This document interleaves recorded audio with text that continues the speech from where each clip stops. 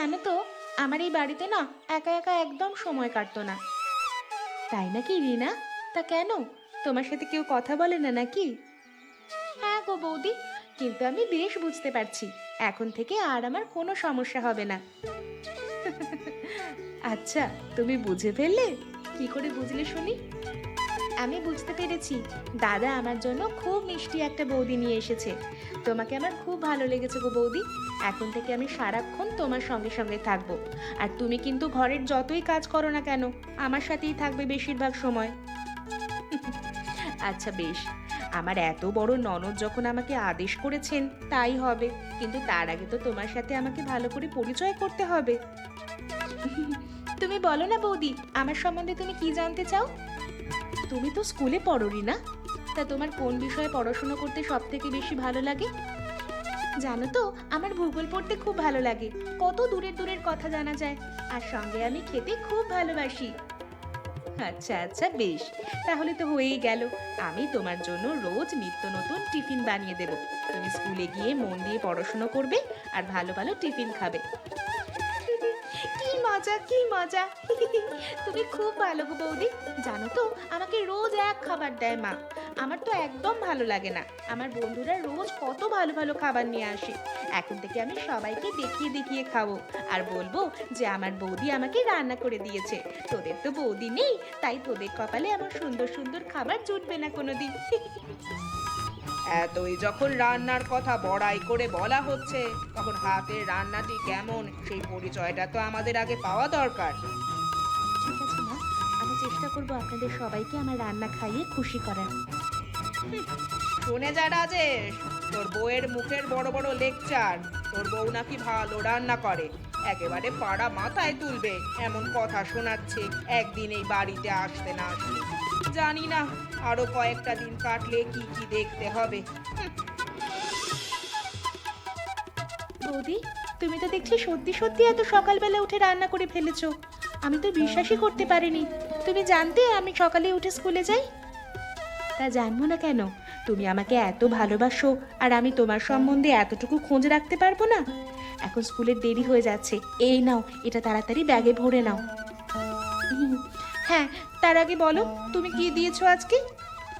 আজকে আমি তোমার প্রিয় খাবার লুচি, আলুর দম আর পাঁপড় ভাজা দিয়েছি।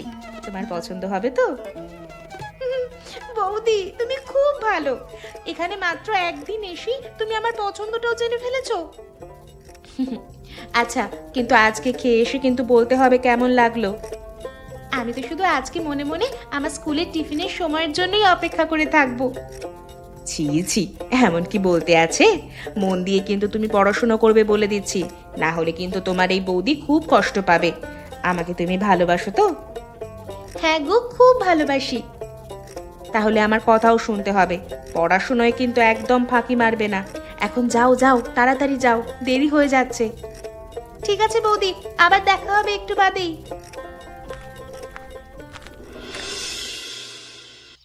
কি হয়েছে মা?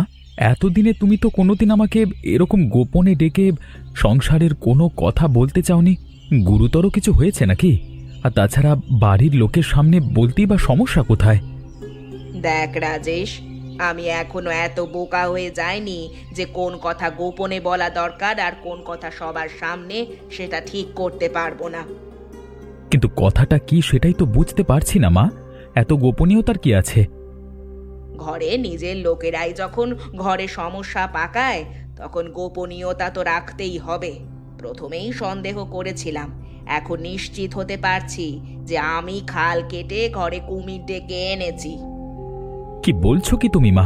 কেন, কেউ তোমাকে কিছু বলেছে, অপমান করেছে তোমাকে? তার থেকেও ভয়ানক কাণ্ড ঘটে চলেছে রাজেশ। তোর চোখ নেই তাই দেখতে পাচ্ছিস না। কেন দেখতে পাসনি যে রিনা সারাক্ষণ তোর বউয়ের পিছনে পিছনে ঘুরছে? আজ কি দরকার ছিল ওর অত ভালো মানুষ সেজে ভোরবেলায় উঠে ওর জন্য রান্না করে দেওয়ার? আগে যেমন ভাবে চলতো তেমন ভাবে চললে কি ওর খুব সমস্যা হচ্ছিল? এই বাড়িতে এসে থেকে কি নিজেকে মালিক ভাবতে শুরু করে দিয়েছে? হ্যাঁ মা, তুমি এতে সমস্যার কি দেখলে? আমি তো সেটাই বুঝতে পারছি না। ওরা যদি দুজনে পরস্পরের ভালো বন্ধু হয় তাহলে তো ভালোই। আর তাছাড়া রিনা ছোট মানুষ, ও এত কিছু বোঝে। পূজাও এ বাড়িতে নতুন এসেছে, ওরও একটা সঙ্গী তো দরকার সারাদিন। দেখ, আমি এত কিছু বুঝি না, তবে সংসারটা আমি খুব ভালো করেই বুঝি। আমি নিজেও এই বাড়িতে অনেক বছর আগে এরকম নতুন বউ হয়েই এসেছিলাম। কই, আমার তো কারো সাথে এরকম আলগা বিরিদ করার দরকার হয়নি। ভালো বন্ধু বলে বলে তো আমার মেয়েটাকে আমার থেকেই দূরে নিয়ে চলে যাচ্ছে। মা, তুমি তাড়াতাড়ি বড্ড বেশি ভেবে ফেলছো। পূজা ওরকম মেয়ে নয়, ও তোমার থেকে দূরে নিয়ে যাবে তুমি ভাবতে পারলে? ওকে একটু সময় দাও, দেখবে সব ঠিক হয়ে যাবে। সব ঠিক হতে হতে মেয়েটা তো আর আমার থাকবে না। সব ঠিক থাকবে মা। পূজা কাউকে দূরে সরানোর মেয়ে নয়, বরং সবাইকে নিয়ে আগলে থাকবার মেয়ে। রাত হয়েছে, খেতে এসো, আমি চললাম।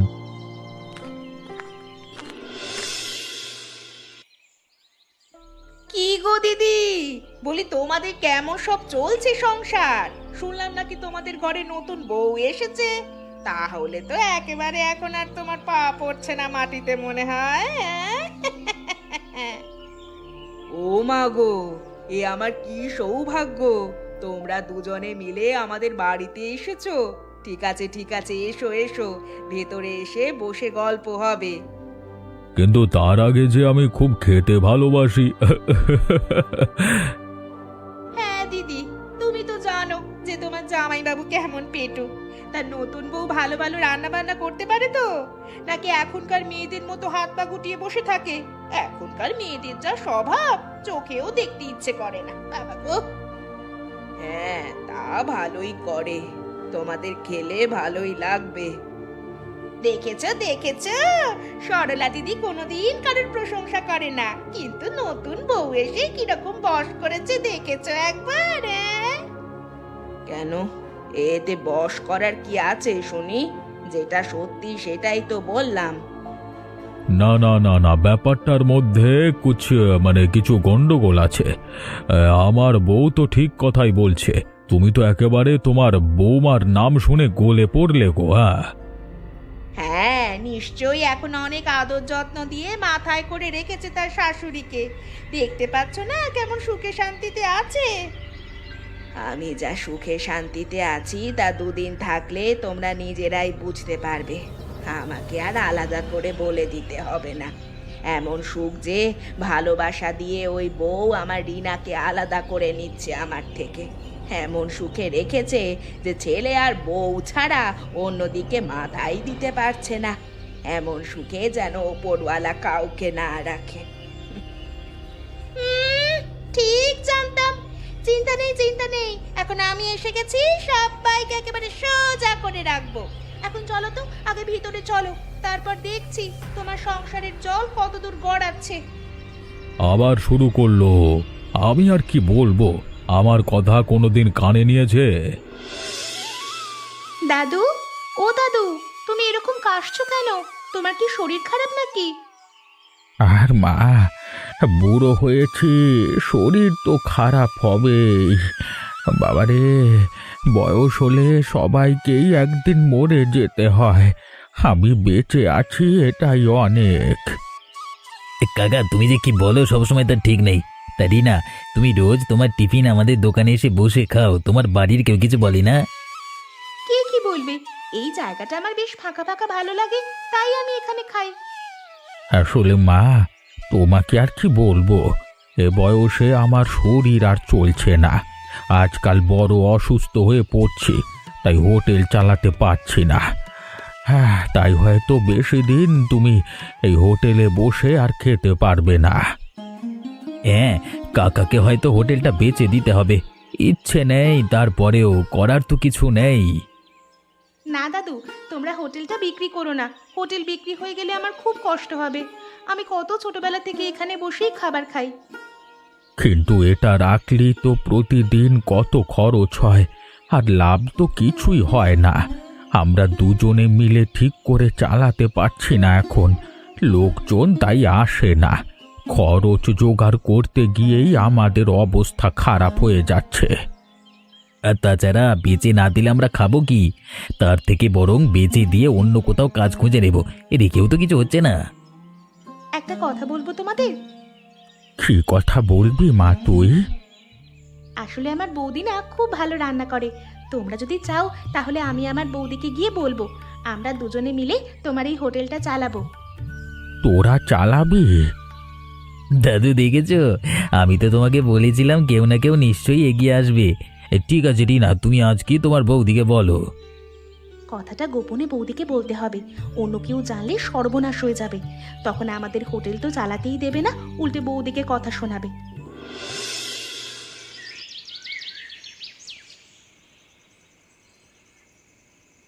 বৌদি, আমি খুব গোপনে লুকিয়ে তোমার কাছে এসেছি, একটা কথা বলবো তোমাকে। আরে রিনা, এত ইতস্তত করার কি আছে? তুমি তো বলেছিলে যে এখন আমরা বন্ধু, বসো। কি হয়েছে রে রিনা? আজকাল খুব পাকা পাকা কথা বলছিস তুই। বৌদি, তুমি খুব ভালো রান্না করো, কিন্তু এই বাড়িতে দাদা ছাড়া কেউ তোমার প্রশংসা করে না, আমি জানি। তাই আমার মাথায় একটা ভালো বুদ্ধি এসেছে। কি বুদ্ধি? জানো তো, আমি অনেকদিন আমাদের স্কুলের পাশের একটা বুড়ো দাদুর হোটেল আছে, সেখানে গিয়ে টিফিন খাই। গ্রামের লোকে বলে হরিরাম কাকার হোটেল। আসলে দাদু বুড়ো হয়েছে তো, তাই হোটেলটা চালাতে পারে না, ওরা ওটা বিক্রি করে দেবে ভাবছে। আর তুই কি ভাবছিস? না মানে বৌদি, তুমি তো খুব ভালো রান্না করো, তাই আমি আর তুমি দুজনে মিলে যদি হোটেলটা চালাই তাহলে তোমার রান্নারও সম্মান হবে, আর দেখবে আমরা দুজনে মিলে হোটেলটা খুব ভালো করে চালাতে পারবো। আমাদের পরিবারের জন্যও তো সেটা ভালো হবে, বলো? তুই যেটা বললি সেটা তো আমি বুঝতে পারলাম, কিন্তু তোর মা মানে আমার শাশুড়ি মা রাজি হবেন তো? তার আগে দাদা, তুমি রাজি তো? আমি রাজি আছি। আমি পূজাকে সব সময় বলে রেখেছি যে ওর স্বাধীনভাবে যেটা ভালো লাগে সেটাই করতে। ঠিক আছে, মাকে যদি না জানাতে চাও তাহলে সাবধানে করতে হবে, আর মা যদি জেনে যায় তখন সেই অনুযায়ী কল্পনা করা যাবে। তাহলে আমাদের নতুন কিছু একটা চিন্তা ভাবনা করতে হবে, এমন খাবার যেটা এদিকের কেউ এর আগে খায়নি। যেমন ধরো 7 রকমের মুরগির ঝোল। ঠিক আছে, তাহলে কাল থেকেই শুরু করা যাবে। ঠিক আছে বৌদি, আমি এখন যাই, মা জানতে পারলে গন্ডগোল হয়ে যাবে। তুমি আজকে শুয়ে পড়ো, কালকে এ নিয়ে কথা বলা হবে।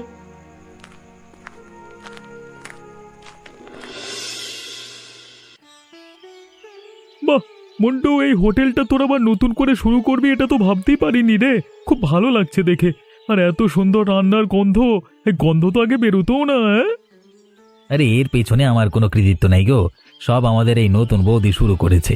রান্না তো বৌদি নিজেই করছে। হ্যাঁ, আপনারা আসুন, আজকে খেয়ে দেখুন, ভালো লাগলে অবশ্যই প্রতিদিন আসবেন। আর আমরা ননদ বৌদি মিলে আপনাদের জন্য 7 রকমের মুরগির ঝোল বানিয়েছি। বাবা বাবা, হ্যাঁ আমি তো গ্রামে মুরগি বিক্রি করি, আমি তোমাদের মুরগি দেবো, কোনো চিন্তা করো না। হ্যাঁ হ্যাঁ হ্যাঁ। তার আগে তোমরা তাড়াতাড়ি এসো, সবাই খেয়ে নাও, ঠান্ডা হয়ে গেলে আর খেতে ভালো লাগবে না। আহা, অপূর্ব স্বাদ। হ্যাঁ গো, আমরা মাত্র এই কজনই এসেছি, বাকি গ্রামের লোকেরা জানলে তারাও আনন্দ করে খাবে। আগে এই হোটেলে যা ভিড় হতো তার দ্বিগুণ ভিড় হবে এবার থেকে, বুঝতে পারছি। হ্যাঁ, তবে ওই কথা হয়ে গেল, কিন্তু আমার থেকে মাংস নিতে হবে। হ্যাঁ আচ্ছা কালুদা, তাই হবে। আমি তো কোনোদিন ভাবতেই পারিনি আবার আমরা হোটেলটা নতুন করে শুরু করতে পারবো। তুই তো শুধু ভাবছিলিস হোটেলটা বিক্রি করে দেওয়ার কথা, দেখলি তো নতুন বউ কেমন করে হোটেলটা শুরু করলো আবার। এই জন্যই বলে হাল ছেড়ে দিতে নাই কখনো। ঠিক আছে, তোমরা কিন্তু সবাইকে বলো তাহলে। হ্যাঁ, এই তো আমরা খাওয়া দাওয়া করে সবাইকে বলবো, কাল থেকে দেখবে তোমাদের দোকানে লোক ভরে যাবে। হ্যাঁ উফ, হরিরাম কাকা জানতে পারলে বড় খুশি হবে। কাকার বড় প্রিয় ছিল দোকানটা, কিন্তু বয়স হয়ে যাওয়ার পর আর চালাতে পারছে না নিজে। আর সেই জন্যই তো হোটেলটা শুধু আমাদের নিজেদের জন্য করিনি, বৃদ্ধ হরিরাম কাকা যাতে বয়সকালে কোনো সমস্যার মধ্যে না পড়ে সেজন্য আমাদের পাশে থাকতে হবে। সত্যি গো দিদি, আমি এই বাড়িতে এসেই বুঝেছিলাম যে ওই বউয়ের লক্ষণ ভালো নয় একদম। গ্রামে তো একেবারে চিৎকার পড়ে গেছে। হ্যাঁ জানি, এখন গ্রামের লোকজন মাথায় তুলে নাচছে, কিন্তু যা কাণ্ড করেছে এরপর তো গৃহস্থ বাড়িতে ওকে রাখা উচিত হবে না। আমি বাধা দিলে ওরা কি আর শুনবে? আর তাছাড়া আমিও ভাবনা চিন্তা করে দেখলাম, আমার ছেলে যখন কোনো আপত্তি নেই তখন আমি আর কি বলবো। আর তাছাড়া গ্রামের লোক যখন এত প্রশংসা করছে আমাদের নামে, তখন সমস্যা কোথায়? ভালো কাজই তো করছে। ভালো কাজ করছে? তুমি এটা বলতে পারলে? নাকি ওই বউ তোমার ওপর কোনো জাদু করেছে? তোমার তো দেখছি অধঃপতন হচ্ছে গো। কি বলছো কি তুমি কমলা? বলবো না কেন? তোমার চোখ নেই নাকি? দেখতে পাচ্ছ না তোমার মেয়েটা ওই বউয়ের পাল্লায় পড়ে ভুল রাস্তায় যাচ্ছে? আমি এখনো বলে দিচ্ছি যে যদি ওই মেয়ের ভালো চাও তাহলে এখনই আটকাও। সেটা তো আমার নজরেও পড়েছে, কিন্তু আমি কি করব? তোমার দ্বারা কিচ্ছু হবে না, ও আমি বুঝতে পারছি। যা করার আমাকেই করতে হবে। কাল একবার ওর ওই নাটকের শাক ঝোল বানানো শুরু করুক। ওর হাতে যদি গরম খুন্তির ছ্যাঁকা দিতে না পেরেছি, তবে আমার নামও কমলা নয়। না না কমলা, এটা একদম ঠিক নয়। দেখো, সে যাই হোক না কেন, ও আমার ঘরের বউ। আমরা তার কোনো ক্ষতি করতে পারি না। আমি আগেই জানতাম তোমার বাস্তব সম্বন্ধে কোনো জ্ঞান বিচার নেই, তাই তুমি আমাকে কোনো রকম বাধা দিতে আসবে না। এদের সাহস বেশি বেড়ে গেলে শাসনটা ঠিক রকম করতে হয়, আর আমি কালকে সেটাই করব।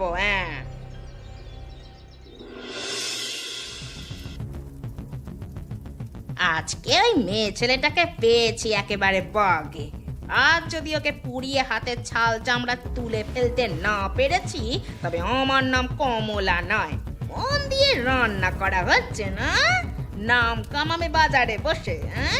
দেখাচ্ছি মজা। কি করছো? কি করছো তুমি পিসি? তোমার লজ্জা করছে না? ওরে বাবা, কাল রাতে তাহলে ঠিক শুনেছিলাম। আমি তো নিজের কানকেই বিশ্বাস করতে পারছিলাম না। আর আজ তুমি সত্যি সত্যি আমার হাত পুড়িয়ে দেওয়ার জন্য গরম খুন্তি নিয়ে এসেছো পিসি। শাস্তি যদি পেতেই হয় তবে শাস্তি পাবে আজকে তুমি। দাদা, দাদা এসে দেখে যাও, বৌদির হাত পুড়িয়ে দেওয়ার চেষ্টা করছিল এই পিসি। কি হয়েছে? কি হয়েছে কি? হয়েছে এটাই।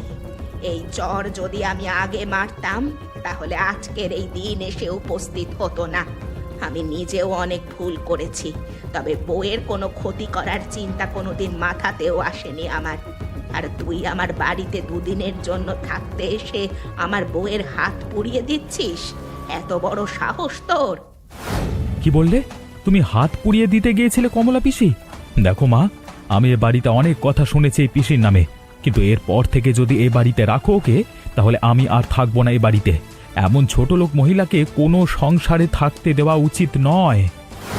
তোরা ভুল বুঝছিস বাবা, আমি আসলে তেমনটা করতে চাইনি। তুমি যে কি করতে চেয়েছিলে আর কি করতে চাওনি, সেটা আমি চোখের সামনে দেখতে পাচ্ছি। এত বড় ষড়যন্ত্র! কালকে যখন আমাকে কথাগুলো বলছিল, তখনই ভেবেছিলাম হয়তো মাথা গরম করে বলছে, কিন্তু আজকে দেখছি সত্যি সত্যি করতে এসেছে। ওদের ক্ষমা করে দাও, আমরা এই মুহূর্তে চলে যাচ্ছি। আসলে আমি কোনোদিন নিজের বউয়ের বিরুদ্ধে কোনো কিছু বলতে পারিনি, তো তাই প্রশ্রয় পেতে পেতে আজকে এরকম একটা জায়গায় গিয়ে পৌঁছেছে। আমাদের ক্ষমা করে দিও, ক্ষমা করে দিও। তুমি কি আরো নাটক করবে, নাকি এখান থেকে যাবে এখন আমার সাথে? বৌমা, তোমাকে একটা কথা বলতে এলাম। হ্যাঁ কাকা, বসুন। কি বলবেন বলুন। দেখো বৌমা, হয়তো তুমি শাশুড়ি হিসেবে তোমার বউয়ের উপর রাগ করেছো, কিন্তু ও আসলে গ্রামের সবার এবং আমার শেষ বয়সের অনেক ভালো কাজ করেছে। ও যদি আমার হোটেলটা না চালাতো, তাহলে হয়তো এই পুরো বয়সে হোটেল বিক্রি করে আমাকে না খেতে পেয়ে মরতে হতো। আর তাছাড়া গ্রামের মানুষদের কথাটা একবার ভেবে দেখো। তারা সারা দিন মাঠে ঘাটে এত পরিশ্রম করে, কিন্তু ভালো খাবার পায় না। এখন থেকে তো অন্তত তারা ভালো খাবারটুকু সস্তায় পাবে। আমি জানি কাকা, আর সেই জন্যই তোকে বলেছিলাম হোটেলটা শুরু করতে। আসলে কমলা ওরকম একটা কাণ্ড করার পর থেকে আমার নিজের ভিতরে অনেক অনুশোচনা হচ্ছে, কিন্তু আমি মুখ ফুটে বলতে পারিনি। এখন তোমরা সবাই আছো তাই বলছি যে আমি আসলে ক্ষমা চাইছি বৌমা তোমার কাছে। তোমার ওপরে অনেক অযথা অত্যাচার বা অনেক খারাপ কথা আমি বলেছি, কিন্তু বিশ্বাস করো আমি এখন নিজের ভুল বুঝতে পেরেছি। থাক মা, এখন ওসব পুরনো কথা আলোচনা করে লাভ নেই। আমরা এখন থেকে মিলেমিশে সবাই একসঙ্গে থাকবো, সেটাই অনেক। হ্যাঁ, এখন থেকে আমরা সবাই মিলে আনন্দ করে 7 রকমের মুরগির ঝোল খাবো। তাহলে দেখেছো তো, লোকের সর্বনাশ করলে ঘর থেকে ওরকম ভাবেই চলে যেতে হবে অপমানিত হয়ে। আচ্ছা, তোমরা বলতে পারবে আমার পড়াশোনার প্রিয় বিষয়বস্তু কি? উত্তরটা কিন্তু তোমরা কমেন্ট করে জানিও। আর আমাদের চ্যানেলটা অবশ্যই সাবস্ক্রাইব করো এবং গল্পটা বন্ধুদের সাথে শেয়ার করতে ভুলো না যেন।